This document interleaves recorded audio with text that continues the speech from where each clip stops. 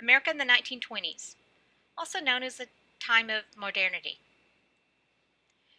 Your main objective for this lecture is to understand American life during the 1920s, specifically the impact of World War I on American society and its economy. You should also be able to describe the culture wars of the 1920s and define the issues over which they were fought. And some of those culture wars were a result of the impact of World War I on American society and its economy. After World War I, progressivism diminishes. Many of the progressive laws that were passed during the Woodrow Wilson administration will remain on the books but not be enforced. You will also see American society and its economy change. One of the changes is the role of women. During World War I, women were working in the factories and in the machine shops while the men were at war. Women will continue to work in those factories and machine shops after World War I was over. These were jobs that had been traditionally held by men. Americans were used to seeing women in those machine shops. Women will also take jobs in the cities. And in 1920, women got the right to vote. This right to vote caused an empowerment among women. Part of that empowerment was sexual liberation. Some of that sexual liberation resulted in a change in women's behavior, such as the clothes they wore. Their dresses were much shorter. They exposed a lot of leg, which was considered very risque for its time. They will party, they will drink, they will smoke, they will cuss. Very much a change from how women behaved prior to World War I. Women were also engaged in what was considered risque dancing. One of those dances was called the Charleston. These women were called flappers. Let me show you a quick film that is an example of that. This is a film starring Joan Crawford.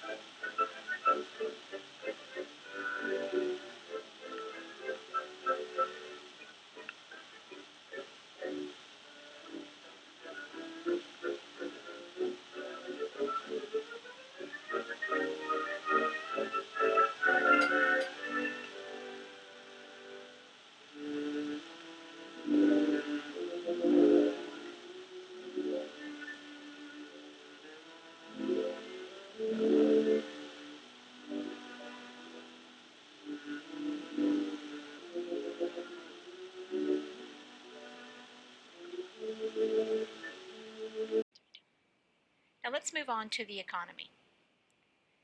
After World War I, there was an economic boom, and Americans were affected by that economic boom.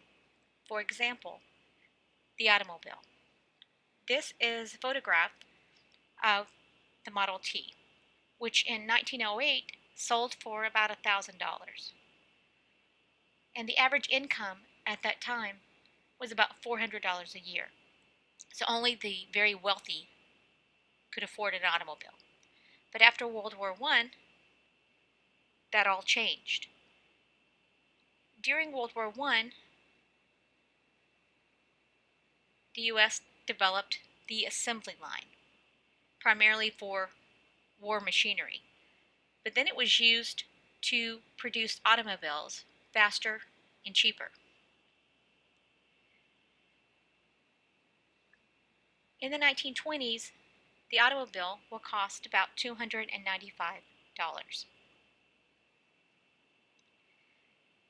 So America is spending more time in their cars than before. Before they mostly walked or took public transportation, but now they had automobiles. Let's talk about the culture wars in the 1920s.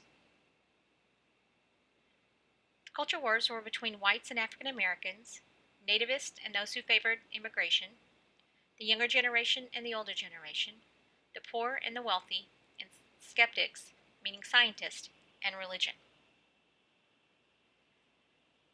During the 1920s, the Jim Crow laws and segregation was still going on in the South.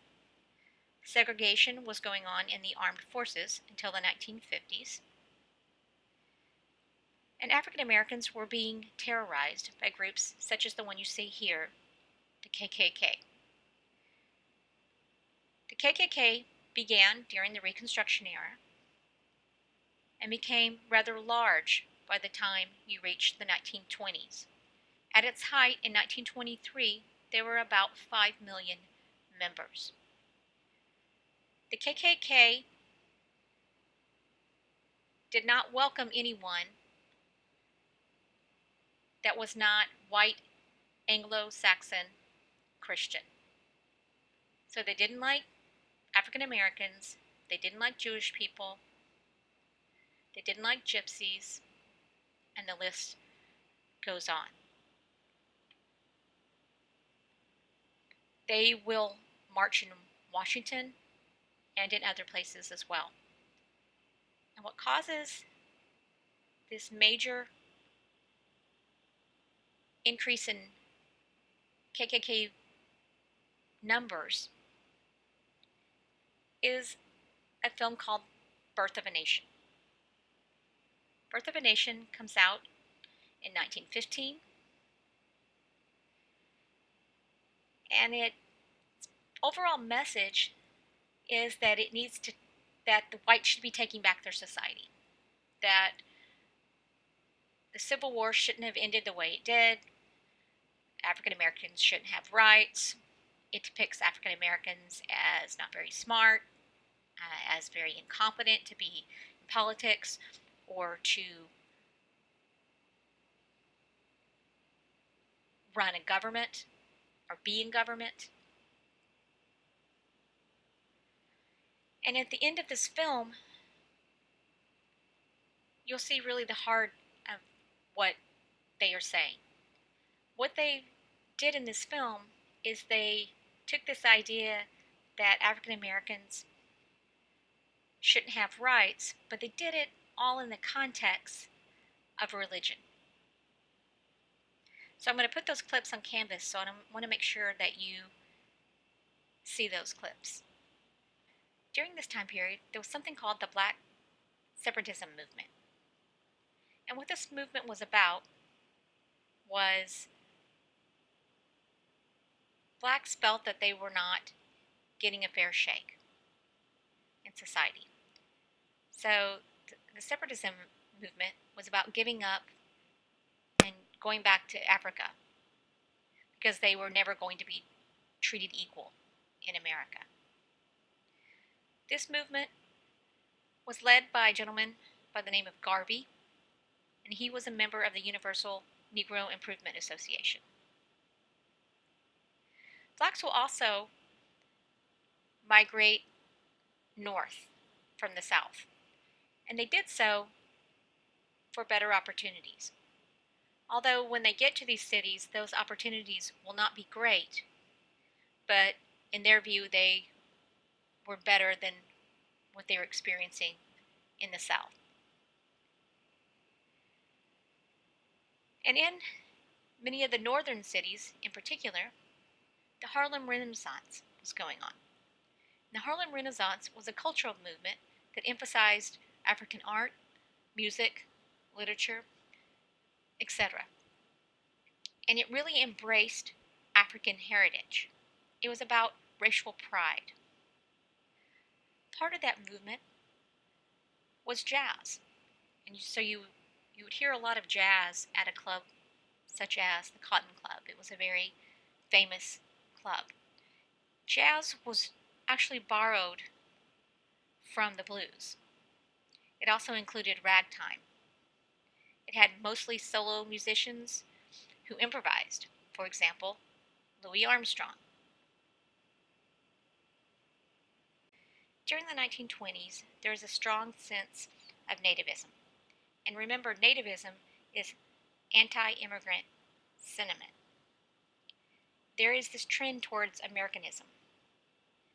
No respect for other heritages. You know, what is it to be an American? Push to Americanize. Just American, no hyphen. No Italian American. No Greek American.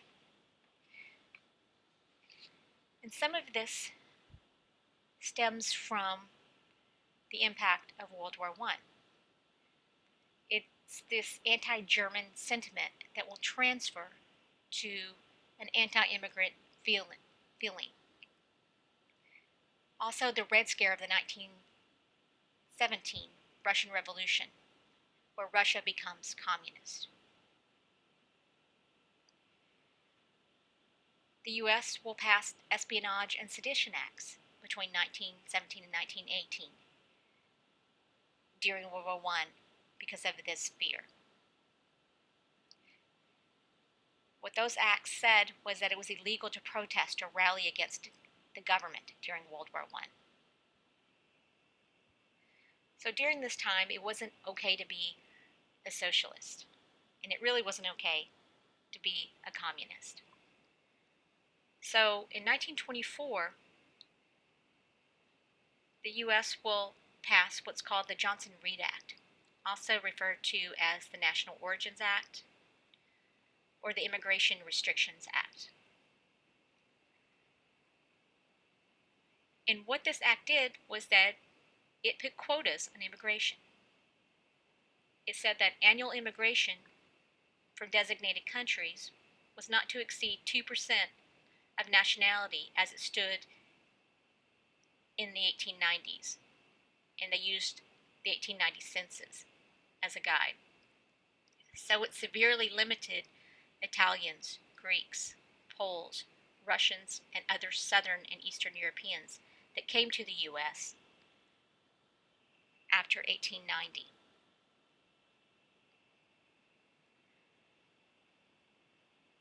The case of Sacco and Vanzetti really exemplifies nativism during the 1920s. These two gentlemen were members of labor unions. They were accused of murdering two employees during a robbery. What had happened was two men were carrying the payroll on payday. This was not a time where we issued checks and then you received your check and that's how you got paid. They actually paid you through the payroll, a box of payroll, and they would have two men that would escort it to the docks or wherever it was. And one day, two gentlemen who were carrying a payroll box were robbed and murdered. And Sacco and Vanzetti were accused of the murder.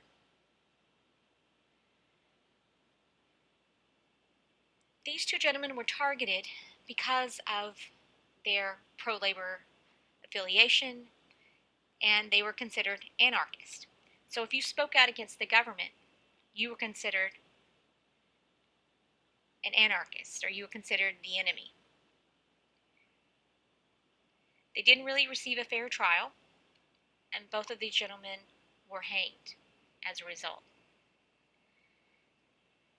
If you look at the evidence from that trial, it's pretty clear that these two gentlemen had nothing to do with the robbery and the murder, but they were used as scapegoats. Religion.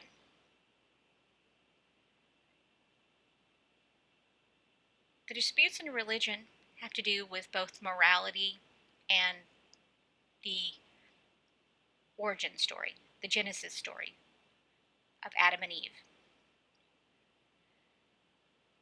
The morality part of it was mostly between the younger, the modern generation, and the older generation. The older generation were concerned about changes in dating, that the behavior by these young people was being pushed to its limit, that these young people are riding around in these new automobiles and doing God knows what. The origin story is between evolution and the story of Adam and Eve. And one of those events that really exemplify that is the Scopes monkey trial. The Scopes monkey trial was basically a trial about evolution and the origin story of Adam and Eve. Scopes was a science teacher who was teaching evolution, and he was put on trial. He was defended by a lawyer by the name of Clarence Darrow, a very well-known and beloved lawyer from the time period, and was prosecuted by William Jennings Bryan. I'm going to show you an excerpt from the trial, and that'll give you a sense of what the issues were.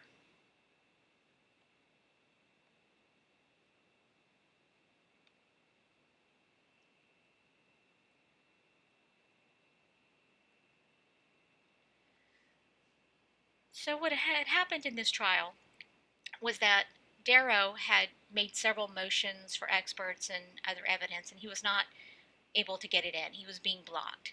So ultimately what he does is he calls the prosecutor, William Jennings Bryan, as an expert witness on religion, which is unheard of. You would never hear of a prosecutor being a witness in a trial nowadays, but it happened then. So I'm going to read you a little bit of the excerpt to give you a sense of what the issues were here. The question by Darrow. You have been considerable study to the Bible, haven't you, Mr. Bryan? Bryan. Yes, sir, I have tried to. Darrow. Then you have made a general study of it. Bryan. Yes, I have. I have studied the Bible for about 50 years, or something more than that. But of course I have studied it more as I have become older than when I was but a boy. Darrow. You claim that everything in the Bible should be literally interpreted.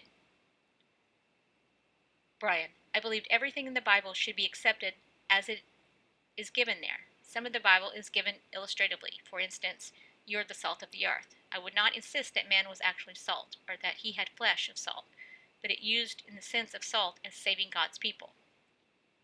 Darrow. But when you read that Jonah swallowed the whale, or that the whale swallowed Jonah, excuse me please, how do you literally interpret that? Bryan.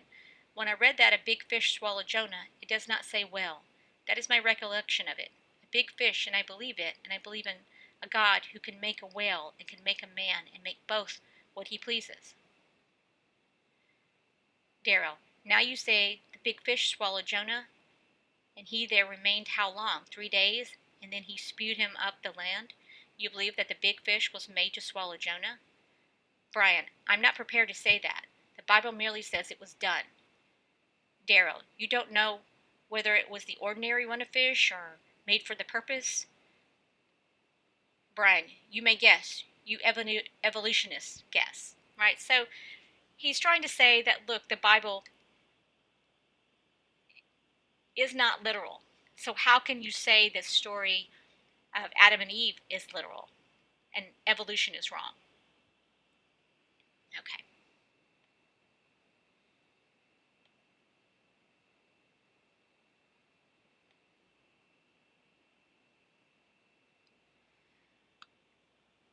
Consumerism, class, and culture.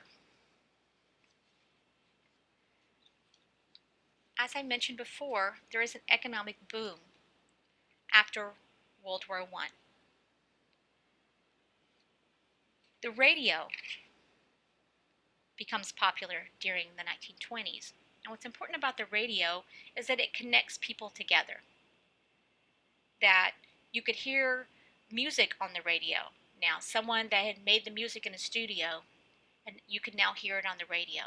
You could hear news from another place. So it was a way that connected people together.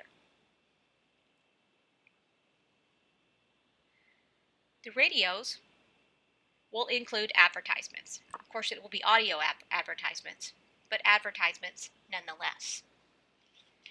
And consumerism will also boom during this time period due to the economic boom after World War I. So the advertising industry will really take off. And I want to run through a couple of these advertisements just to give you a sense of who they were targeting. And it also shows this culture war between people who didn't have money and people who did. The first one is for Pear soap. And this is targeting women. Women were the primary caregivers at this time. And so it's basically saying if you use this soap, you will have good, clean children. Here's one for a vacuum cleaner. Now, I don't know about you, but I don't vacuum in heels and a skirt. I don't dress up to vacuum. But again, this was targeting women, but it was also targeting their husbands because it was the husbands who generally were the breadwinner in the family. So this was for the electric vacuum cleaner. Before this, many people swept rugs. That's how they cleaned their rugs. But here was a vacuum cleaner. And the vacuum cleaner represented middle class to wealthy. I mean, if you owned a vacuum cleaner, you were identified as having wealth. So it was really about what you owned during this time period, how you dressed. That identified what class you were in.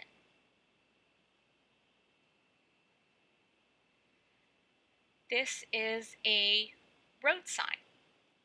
So this was reflective of the automobile. So now that we have the automobile, they needed road signs to advertise. And this one advertises for beer. Here is one called the Diamond Taxi Service. And if you look at it, look how the ad is designed. It's called the Diamond Taxi Service. So diamonds represent wealth. So, and also having a taxi service also represented wealth. If you could afford a taxi, you had money. So it says, be sure it's a diamond. So again, it was about identity, right? About wealth. They're targeting people to this taxi service, and you too will look like you have money. Here's one for Arrow shirts. In fact, I think Arrow shirts still might be around. But this gentleman is kind of a slick back, well-dressed gentleman. This is supposed to be on a yacht, and he has his binoculars. And it says to the public or to the consumer, if you wear these shirts, you will be equivalent to a man that can afford a yacht. Again, it's about identity, about having wealth. And this one is for hair products. If you look in the background, what you see is a castle and, a very serene, very high status environment, right? So this is targeted for women, and if you use this hair care product, then you will look like this woman. You will be part of the upper class, right? Who hasn't fell for this type of advertisement in the past? At least I can speak for myself. I have. You see all these celebrities advertising these products, and that want you to think that you're going to look like them, and you buy it knowing that you're not going to, but you do it anyway. They still do this.